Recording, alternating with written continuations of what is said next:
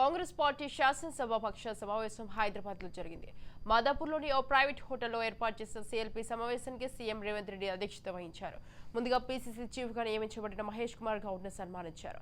ఇక రాష్ట్రంలో రానున్న స్థానిక ఎన్నికలు, బీసీ కులగణన, నామినేటెడ్ పదవుల భర్తీ వంటి తదితర అంశాలు చర్చిస్తున్నట్టు సమాచారం.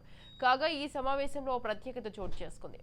సాధారణంగా సీఎల్పీ సమావేశం అంటే నూతన పీసీసీ అధ్యక్షుని నియమించినప్పుడు నిర్వహిస్తారు. దీనికి కాంగ్రెస్ మంత్రులు, ఎమ్మెల్యేలు, ఎమ్మెల్సీలు హాజరవుతారు. కానీ నేటి సమావేశంలో బీఆర్ఎస్ నుండి కాంగ్రెస్ లోకి చేరిన ఎమ్మెల్యేలు అరకపుడి గాంధీ, దానం నాగేందర్, ప్రకాష్ గౌడ్, కడియం శ్రీహరి హాజరయ్యారు. వీరి రాకపై కాంగ్రెస్ నేతలు పలు రకాలుగా చర్చించుకోవడం చర్చనీయాంశంగా మారింది.